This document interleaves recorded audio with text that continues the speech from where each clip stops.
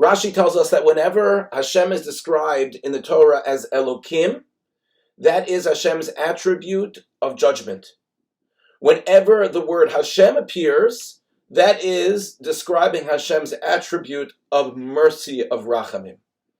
As Noach is on the Teva, as the world is being destroyed all around him by the Mabul, by the great flood, the Pasuk tells us, Vayiskor Elokim es Noach, things started to change. The waters began to stop when Hashem remembered Noach. But what is used as the description of Hashem in that pasuk? Elokim, which is the midah of judgment. Should not have been the midah of rachamim, of mercy, if Hashem stopped the Mabul?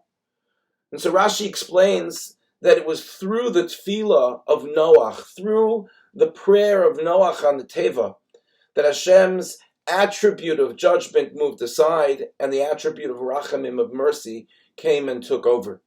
So the Beis Yisrael wonders and says, what kind of tefillah? We don't see that Noach had a tefillah, that Noach spoke to Hashem and davened to Hashem.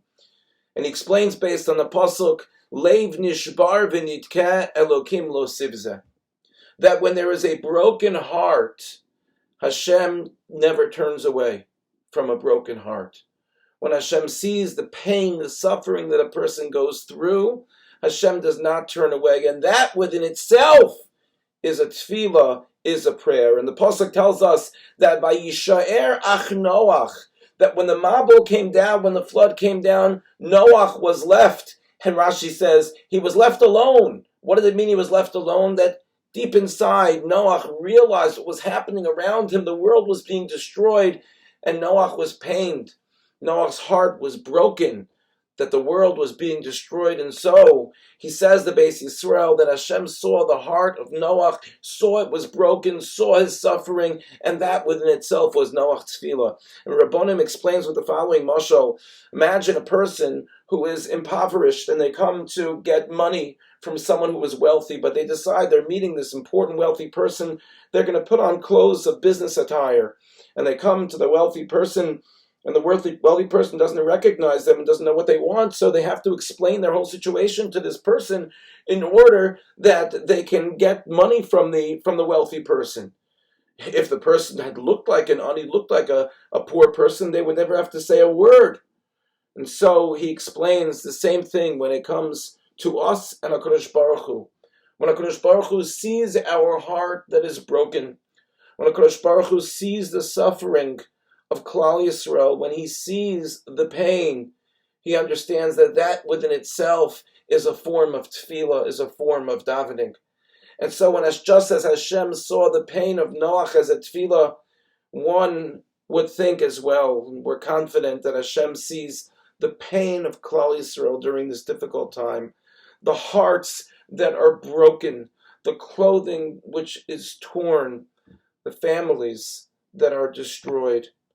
And we hope that HaKadosh Baruch Hu not only sees the tefillah that is inside of us, but HaKadosh Baruch Hu also answers the tefillah that we recite on our lips. If already there is a form of prayer which is just by virtue of how we appear, of how we look, of how we feel, of how we present ourselves on an emotional and spiritual level, then imagine the power of our tefillah that comes out of our mouths. How much more powerful will we now have that we have two levels of tefillah? It has been an unbelievable 2 weeks since the beginning of the war. And we, Klal Yisrael, are broken. And we turn to HaKadosh Baruch Hu and we ask HaKadosh Baruch Hu Hashem to listen to all of the tefillos and put an end to all of the suffering. And we hope that our tefillah has the power, has the strength to have Hashem look down upon us with rachamim, with mercy. And even though we've davened so much already, we need to reinvigorate ourselves and make sure that we continue to daven so that Hashem sees our broken heart and that Hashem ends the suffering, brings home the hostages, protects all of our soldiers, and brings shalom in so many different ways to Am Yisrael and to all of our brethren in Eretz Yisrael. wishing everyone a comforting Shabbos.